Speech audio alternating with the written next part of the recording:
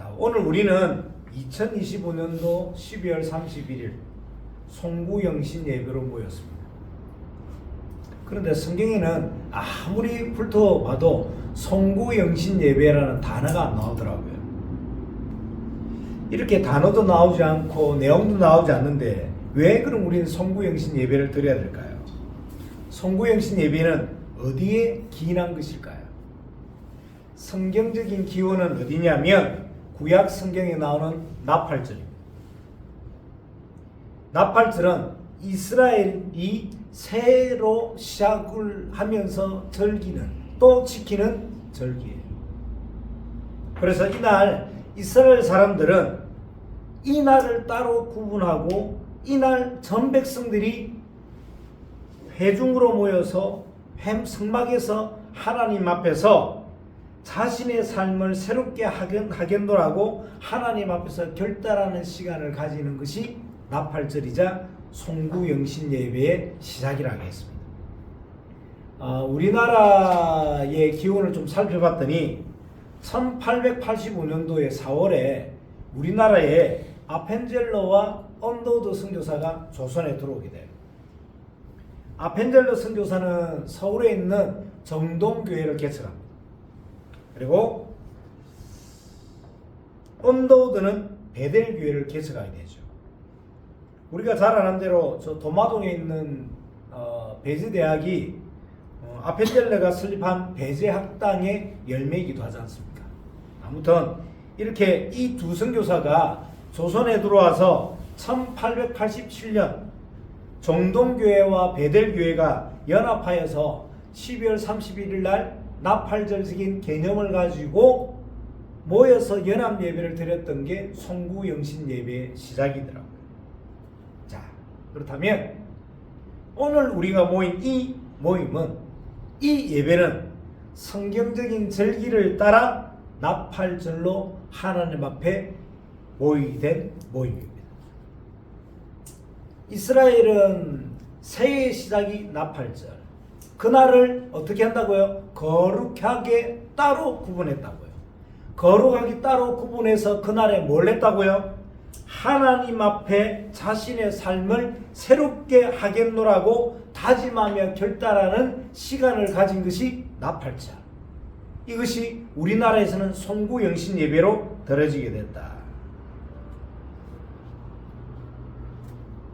자, 이것이 맞다면 이스라엘 백성들이 성회로 모여서 자신의 삶을 새롭게 하겠노라고 하나님 앞에 다짐을 했듯이 오늘 우리는 하나님 앞에서 나의 삶들을 돌아보고 점검하는 시간을 가져야 되겠습니다.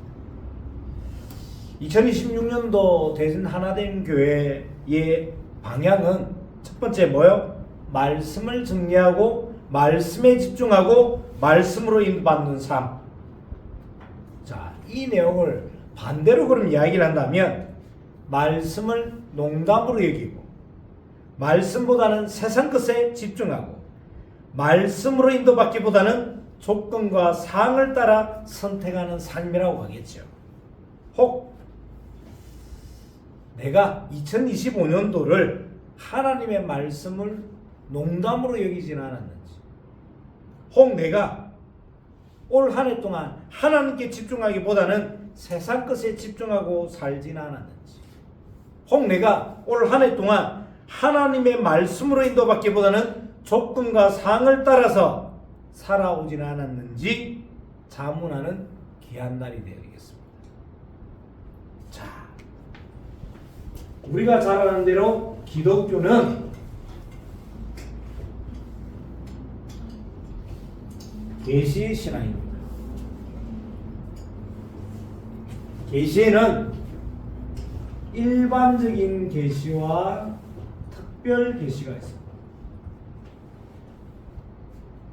일반적인 계시는 자연에서 일어나는 현상들,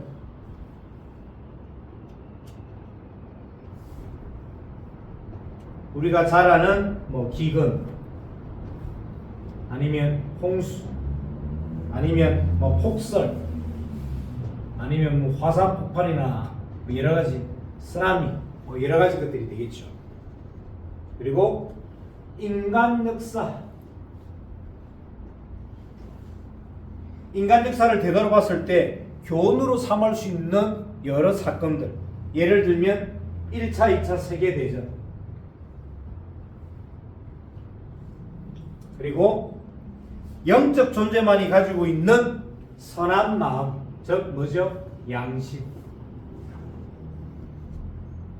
하나님은 일반 계시는 신자든 불신자든 동일하게 조금만 신에 대한 명령, 신에 대해서 관심만 가지면 충분히 만나고 알 수 있는 영역으로 하나님이 자연의 현상과 인간 역사를 향하여 또 우리에게 심어놓은 영적 존재만이 가지고 있는 양심을 통해서 하나님을 만날 수 있도록 하나님이 문을 열어놓으셨어요. 이걸 보고 일반 계시. 두 번째 특별 계시는 성경 말씀. 그리고 우리가 살아가는 시간 동안 만나게 되는 수많은 일들을 통하여서 그 일들을 말씀에 비추어서 알게 되는 깨달음. 신앙과 믿음이죠. 특별 계시는 어느 의미에서는 불신자와는 상관없는 계시일 수 있습니다.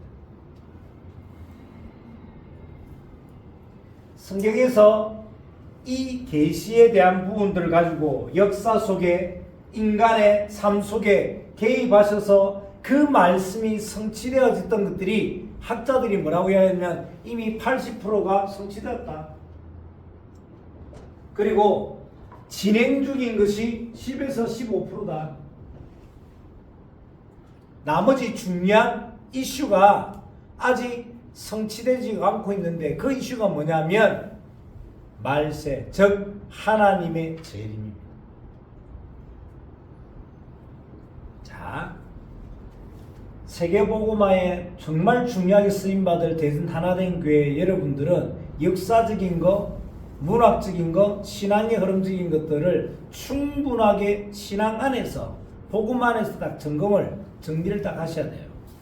오늘 지금 이 내용과 함께 하나 더를 우리가 기준으로 가지고 있어야 되는데 그게 뭐냐면 세상에는 크게 종교라는 카테고리에서 종교는 두 가지로 구분이 된 거예요. 어떤 종교가 있냐면 보는 종교가 있습니다. 두 번째는 듣는 종교가 있습니다. 종교라는 카테고리 안에서 자 그러면 기독교는 즉 우리가 믿는 개신교는 종교의 카테고리 가운데 어디에 속할 것 같아요? 네, 그렇습니다. 우리는 듣는 종교에 들어갑니다. 그러면 뭘 들어야 될까요? 하나님의 말씀. 그 하나님의 말씀을 복음이라고 합니다. 자연의 현상과 인간의 역사 그리고 양심에 따라 또는 성경 말씀을 통하여서 하나님을 만나고 하나님을 누리고 하나님을 증거해야 되는데 왜 그러면 굳이 이렇게 말씀에 집중하도록 만들고 말씀에 국한되도록 하나님이 하셨을까요? 이 복음, 이 말씀이 아니고는 사람은 절대 세 가지 문제를 해결할 수가 없기 때문입니다. 인간의 힘으로는 절대 세 가지를 해결할 수가 없는데 그 첫 번째가 뭐예요? 자신의 죄.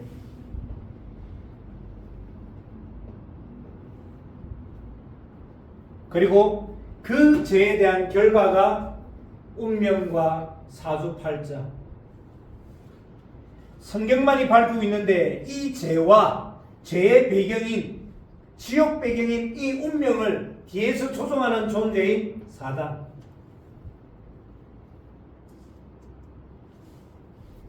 하나님의 형상과 모양으로 창조된 인간이 하나님을 떠난 사건을 기록을 하고 있는 것이 어디죠?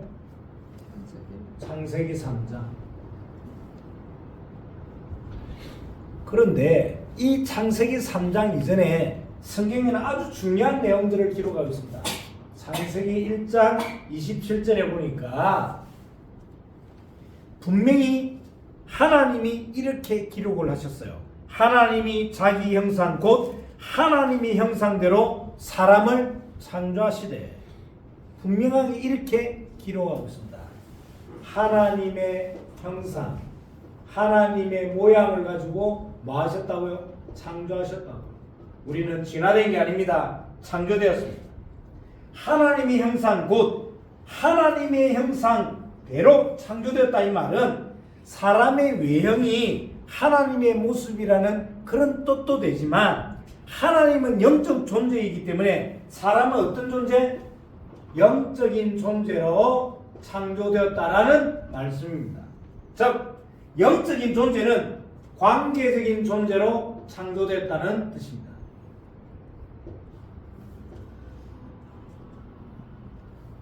하나님과 교제할 수 있고 하나님의 뜻을 알고 책임과 통치를 위임받은 존재를 의미하는 겁니다. 이게 창세기 1장 28절. 인간은 그래서 하나님과 두려움 없는 관계를 누렸습니다. 창세기 2장 25절. 그런 인간은 하나님의 말씀에 순종하며 생명을 누리는 존재로 살도록 창세기 2장 16절 17절에 하나님이 명령하셨고 또 그런 삶을 살았습니다. 이런 인간에게 이런 사람에게 하나님에 대한 불신 그리고 하나님의 말씀에 대한 의심을 가져다 준 존재가 있습니다. 그 존재를 보고 사단 창세기 3장 1절에 보니까 뱀이 여자에게 물으려되 하나님이 참으로 너에게 동산 모든 나무의 열매를 먹지 말라 하시더냐.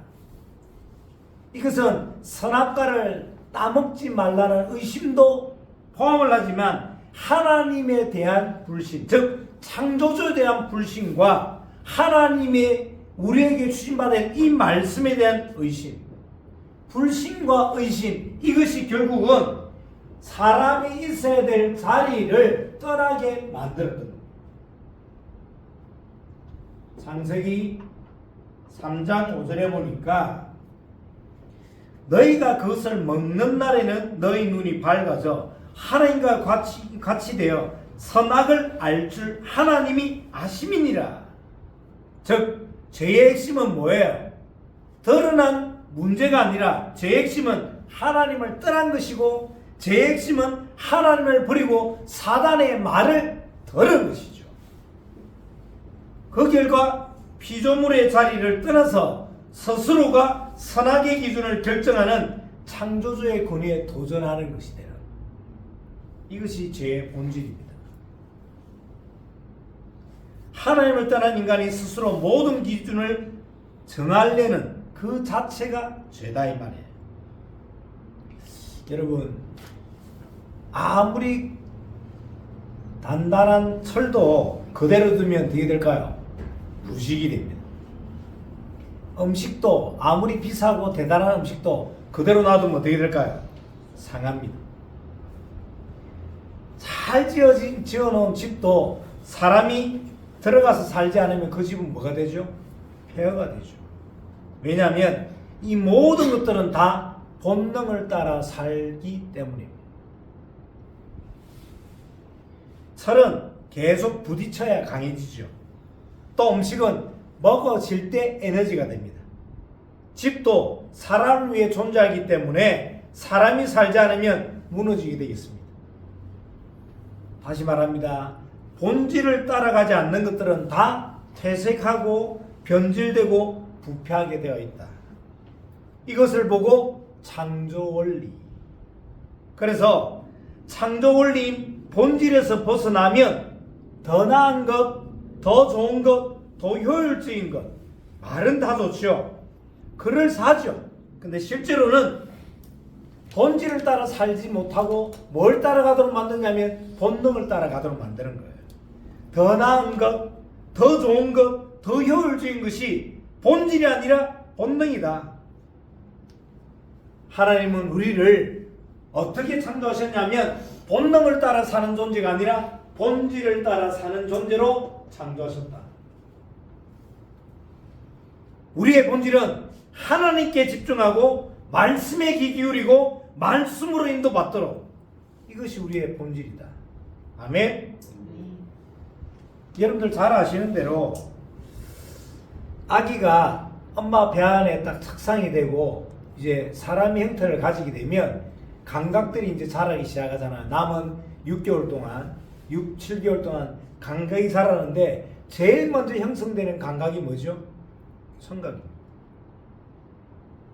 그리고 사람이 70이 되든 80이 되든 60이 되든 자기 기능이 다 떨어지고 호흡이 다해서 하나님 앞에 설 날이 오면, 죽음이라는 문턱 앞에 오면 많은 감각들이 풀어지고 또 스탑하게 됩니다.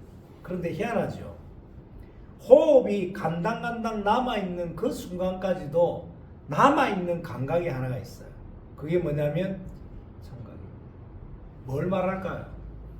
우리가 호흡이 간당간당하는 그 순간까지도 하나님의 음성을 들으면, 복음을 들으면, 말씀을 들으면 구원받는다 이 말이에요.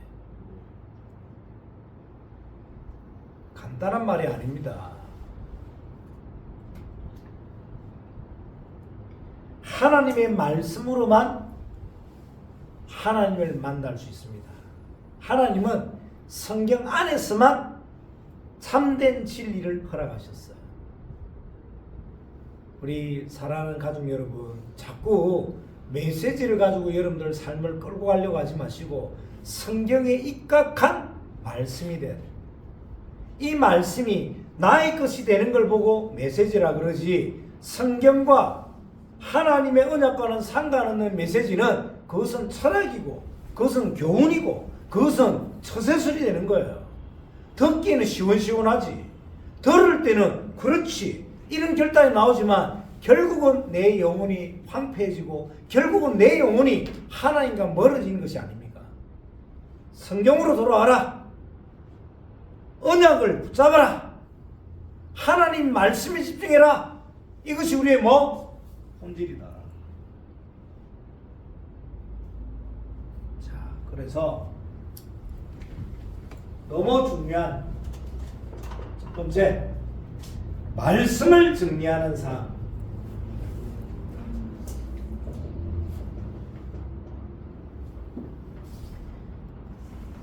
오늘날 2025년도를 사는 우리는 수많은 정보, 수많은 선택의 기로 앞에 서 있잖아요.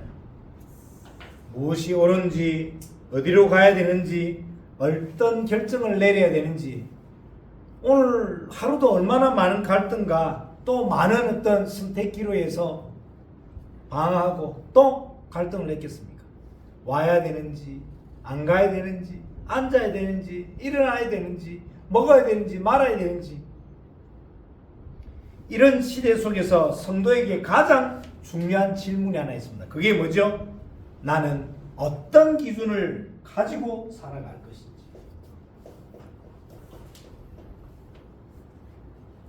말씀을 정리하는 삶이란 것은 기준을 분명하게 한다는 겁니다. 성경 하나만 찾아봅시다. 야고보서 1장 21절 22절 신약이고요.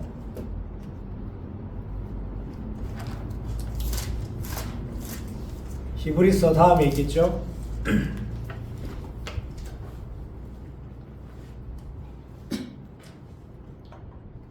야고보서 1장 21절 22절 시작. 그러므로 모든 더러운 것과 넘치는 악을 내버리고 너의 영혼을 능히 구원할 바 마음에 심어진 말씀을 온유함으로 받으라. 너희는 말씀을 행하는 자가 되고 듣기만 하여 자신을 속이는 자가 되지 말라. 말씀을 정리하지 않는 삶은 말씀을 흘러보내는 거예요. 왜? 말씀이 자기 인생의 기준이 아니니까. 자, 성경에 보니까 하나님의 말씀을 기준 삼지 않고 흘러보내므로 인생이 무너진 많은 사례들 있잖아요. 그 사례 가운데 두 가지만 예를 들어 볼게요. 장자의 명분을 음식 한 그릇에 팔았던 누구? 에서. 그 에서를 향하여 히브리서 12장 16절에는 이렇게 이야기합니다. 뭐라고 이야기하냐면 망령된 자.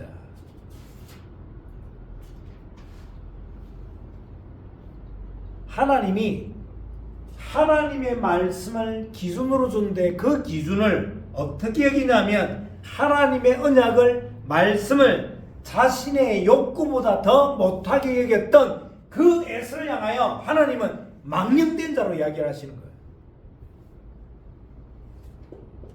한 사람 들을 볼까요? 하나님의 말씀을 기준으로 삼는데 어떻게 삼느냐면 부분적으로.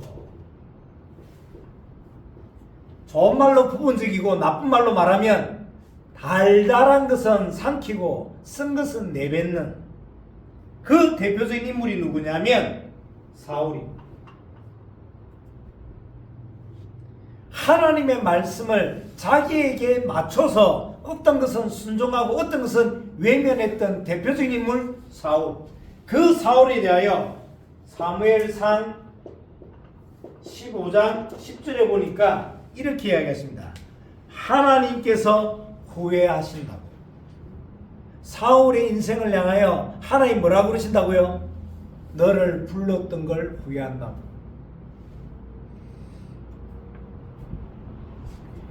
만일 우리 수아가 어느 날 우리 두 집사님에게 나 이 집에 태어난 걸 후회해 이런다면 어떡하겠어요? 정말 두 집사님이 어떻게 해야 될까요?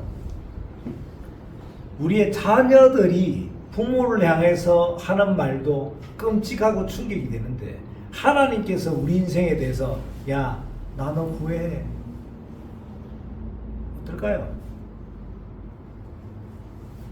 말씀을 정리한다는 것은 단순하게 말씀을 읽는 데 그치지 않는다는 것입니다. 말씀을 정리한다는 것은 하나님의 말씀을 통하여 하나님의 뜻을 분별하고 마음에 새기는 중요한 이야기예요. 하나님의 말씀을 통하여 하나님의 뜻을 분별하는 거예요. 하나님 뜻을 분별하여 어디에 새긴다고요? 마음에. 하나님의 말씀이 마음에 새겨져야 뭐가 생기냐면 분별과 묵상이 생깁니다. 하나님의 말씀이 마음에 새겨져야 분별과 묵상이 생기고 말씀을 가지고 분별과 묵상이 되어져야 말씀으로 나 자신을 해석하고 또 나와 관계된 모든 상황을 말씀으로 해석하게 됩니다.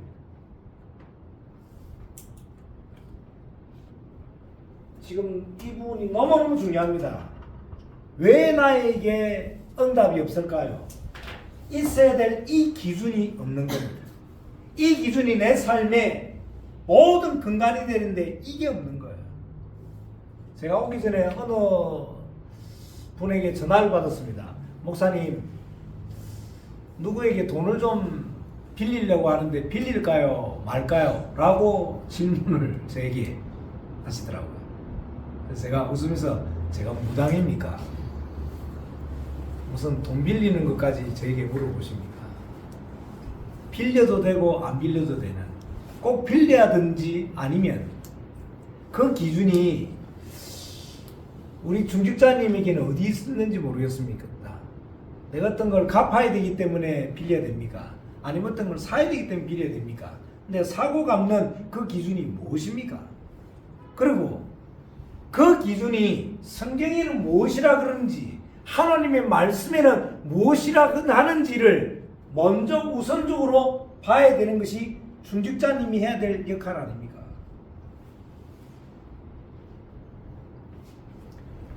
이 부분이 너무너무 중요합니다. 성경 구절 하나만 더 찾아봅시다. 마태복음 7장 24절.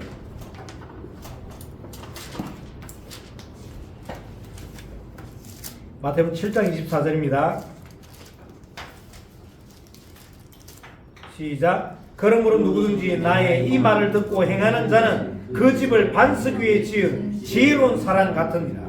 반대로 말씀이 기준되지 않는 사람은 어떤 사람이냐? 26절. 우리 전순 집사님 읽어주십시오. 나의 이 말을 듣고 행하지 아니하는 자는 그 집을 모래 위에 지은 어리석은 사람 같으니라. 네, 말씀을 정리한다는 것은, 말씀이 기준된다는 것은 반석 위에 내 인생을 짓는 겁니다. 반대로 말씀이 기준되지 않는 사람은 모래 위에 집을 짓는 거죠. 이러니 뭔가를 하면 될 듯 무너지는 거 아닙니까? 말씀을 정리하는 삶. 두 번째, 말씀에 집중하는 삶.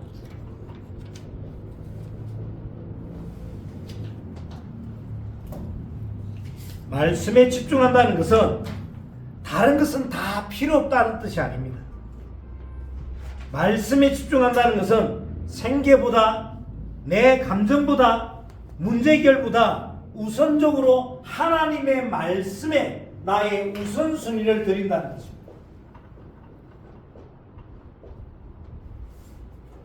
가장 대표적인 내용이 어디 나오냐면 누가복음 10장 39절부터 42절에 나옵니다.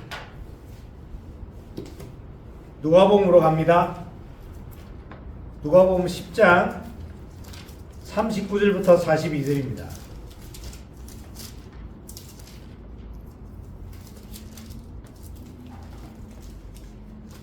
한 목소리로 합독합시다. 시작. 그에게 마리아라는 동생이 있어 주의 발치에 앉아 그의 말씀을 듣더니 마르다는 준비하는 일이 많아 마음이 분주한지라. 예수께 나아가 이르되 주여 내 동생이 나 혼자 일하게 두는 것을 생각하지 아니하시나이까. 그를 명하사 나를 도와주라 하소서. 주께서 대답하여 이르시되 마르다야 마르다야 내가 많은 일로 염려하고 근심하나 몇 가지만 하든지 혹은 한 가지만이라도 족하니라. 마리아는 이 좋은 편을 택하였으니 빼앗기지 아니하리라 하시니라. 예수님께서는 베다니에 있는 이 나사로 여동생 마르다와 마리아가 있는 이 남매가 있는 집을 자주 방문하셨지 않습니까? 보니까 언니 마르다, 동생 마리아가 나옵니다. 예수님이 왔다고 하니까 마르다는 음식도 하고 청소도 하고 손님 접대도 하고 정신이 없어요. 그런데 동생 마리아는 예수님의 발치에 앉아서 메시지만 듣고 있는 거예요. 이랬더니 마르다가 예수님, 마리아 좀 혼내주세요. 나 혼자 지금 너무 분주하고 고생하고 있어요. 쟤 좀 나가서 일 좀 시켜주세요. 라고 했더니 예수님께서 하시는 말씀이라는 거예요. 마르다야 마르다야 내가 많은 일로 염려하고 근심하나 몇 가지만 하든지 혹은 한 가지만이라도 족하니라. 마리아는 이 좋은 편을 택하였으니 빼앗기지 아니하리라 하시니라. 이거는 누가 더 잘했고 누가 더 지혜롭지 못하다는 내용이 아닙니다. 두 사람 다 예수님을 사랑했지만 말씀에 대한 반응이 달랐음을 드러내는, 말씀에 대한 반응의 초점이 어디 있는가를 드러내는 아주 중요한 예화야. 또 실제지요. 마르다는 섬기는 일이 더 중요하다고 생각했습니다. 반대로 마리아는 말씀이 더 중요하다고 생각하는 사람입니다. 이 말은 섬김이 문제가 아니라 말씀 없이 섬기는 것이 잘못이고 말씀 없이 사역하는 것이 더 큰 일이고 말씀 없이 일을 하고 말씀 없이 보여지는 것을 따라 더 집중하는 것은 결국 뭘 나타낸다고요? 불평과 불만으로. 그래서 그 불평과 불만은 하나님의 일을 맡게 된다는 뜻입니다. 근데 제가 왜 우리 교회에 새로 오신 분들을 최소 3개월, 4개월, 5개월 그냥 놔둔 줄 아십니까? 이유는 딱 하나입니다. 이분이 정말 같이 손을 잡고 말씀 운동할 수 있는 분인지 아닌지를 기다려보는 거예요. 그분이 좋다 안 좋다 그게 중요한 게 아니라, 마르다에 대해서 성경은 누가복음 10장 40절에 이렇게 이야기합니다. 마음이 분주한지라. 다르게 이야기하면 일이 많아서 분주한 것이 아니라 마음의 상태가 분주한 거예요.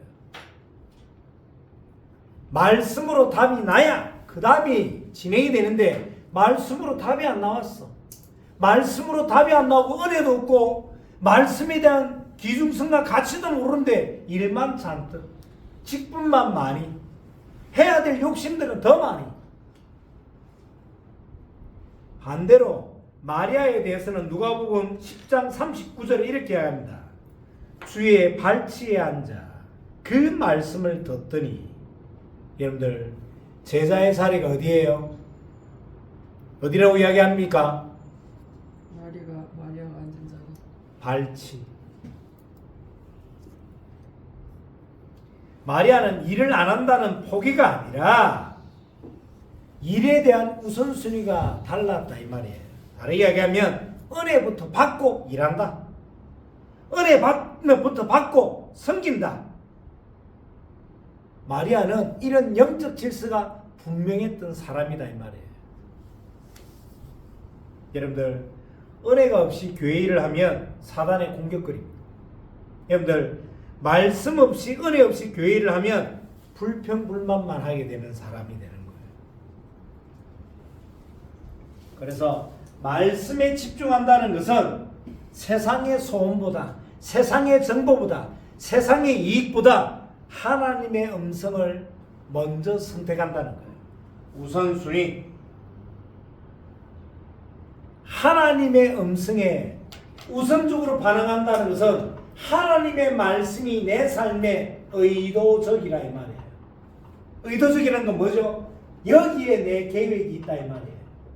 여기에 내 만족이 있다 이 말이에요. 여기에 내 행복이 있다 이 말이에요. 이게 의도적이다 이 말입니다. 하나님의 말씀이 나에게는 의도적이에요. 나는 하나님 말씀이 더 계획적이고 하나님 말씀이 더 만족하고 하나님 말씀이 더 행복한, 우리 대전 하나님 교회 가족 여러분들은 하나님 말씀에 의도적인 사람들이 되기를 예수 그리스도의 이름으로 축원합니다. 오늘날 우리가 하나님께 나아감에 있어서, 우리가 하나님의 일을 함에 있어 방해되는 것은 말씀이 부족해서가 아니라 말씀에 집중하지 못하기 때문에. 분주함 속에서도 말씀 앞에 머무는 사람은 상황이 아니라 진리에 반응을 하게 됩니다. 자, 말씀에 집중할 때 뭐가 깨달아지냐면 내가 가지고 있고 내가 문제라는 것보다 하나님이 더 크심을 깨닫게 됩니다. 더 중요한 것은 내가 처한 상황보다 진리가 더 강력하다는 것을 깨닫게 되는 거죠. 자, 마지막으로 말씀으로 인도받는 삶.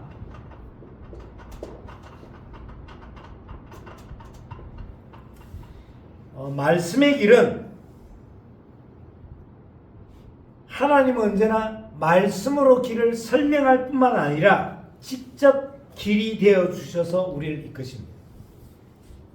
말씀으로 인도받는 삶은 결정의 순간마다 말씀을 기준으로 순종하는 삶입니다.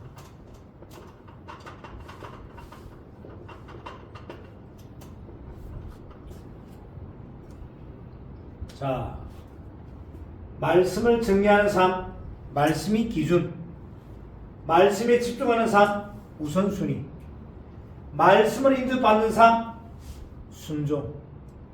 단어들을 잘 기억하셔야 됩니다.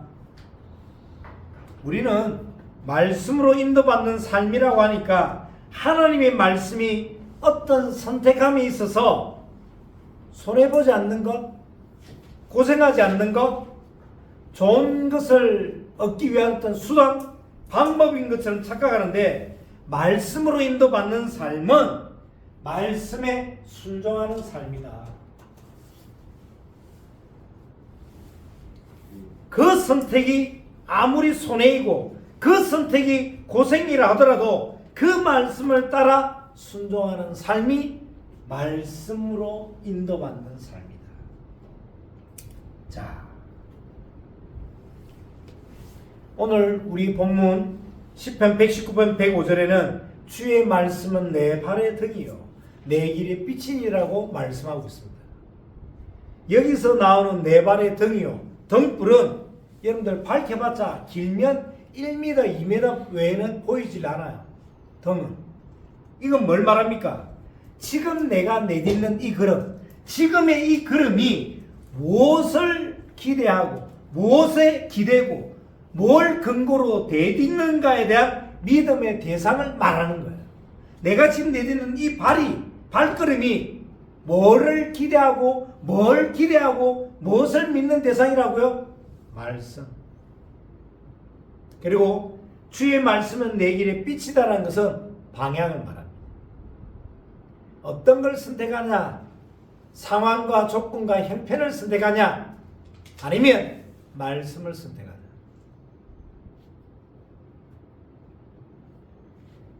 말씀으로 인도받는 사람의 공통적 자세는 뭐냐면 이겁니다.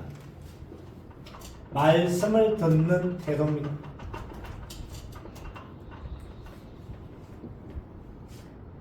하나만 더 찾아봅시다. 이사야 50장 4절 5절 구약입니다. 사렘돼 있죠. 이사야 50장 4절 5절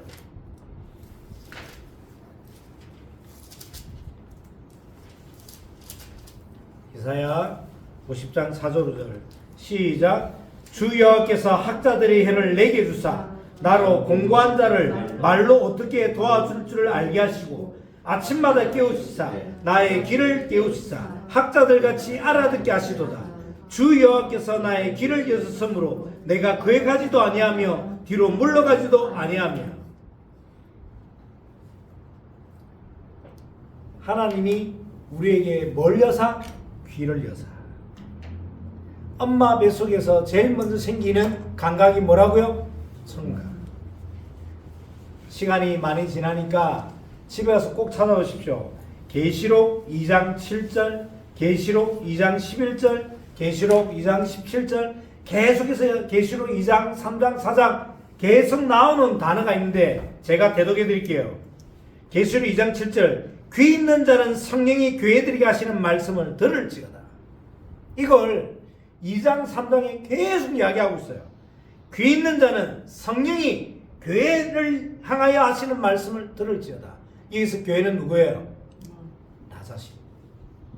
계시록이 써질 때는 소아시아 7교회를 말했습니다. 예배소 뭐 이런 교회들을 말했어요. 왜 그러면 성령께서는 왜 귀 있는 자는 성령이 교회들에게 하시는 말씀을 들으라고 계속 이야기할까요? 다시 얘기합니다. 말세와 재림을 향한 성도들에게 하시는 그 말씀이 들어져야 돼요. 더 쉽게 말하면 들려야 됩니다. 더욱더 정확히 하면 그 말씀이 사모돼야 됩니다. 어느 현장을 다녀왔어요. 그 현장을 다녀왔더니 그 현장을 소개시켜 주신 분을 통해서 연락이 왔습니다. 목사님, 다음 주부터는 안 왔으면 좋겠다고. 그래서 왜 그러던가 했더니 목사님 다녀가시고 나서 많이 울었대요. 왜 울었던가요? 라고 했더니 목사님하고 만나서 이야기를 하면서 발가벗겨진 느낌이라고. 요한복음 3장 19절부터 보면 20절부터 이런 말씀이 나옵니다. 제가 대독해 드릴게요. 사람들이 빛보다 어두움을 더 사랑한 것은 그 행위가 악함이라. 말씀 앞에 있으면 내 죄가 드러나고, 말씀 앞에 있으면 숨은 동기가 밝혀지고, 말씀 앞에 있으면 내가 목표로 하고 내가 설정해 놓고 내가 가지고 가고자 하는 그 목표치가 다 수정돼야 되니까 불편한 것이죠. 그래서 그분이 그런 표현하더라고요. 불편한 진실을 너무 많이 알게 됐다.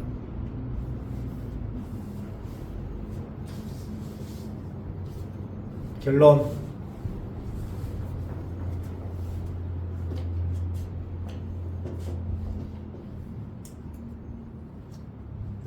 말씀을 받는데 방해되는 모든 관계를 정리하십시오. 결론. 불신자는 아닌데 불신자의 상태와 관계된 모든 악한 습관 끊어내십시오. 그리고 결론 세 번째.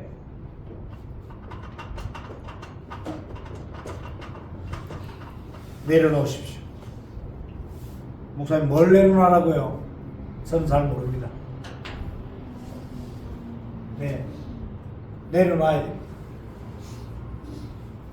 내가 가지고 있는 악한 습관 끊어내야 됩니다.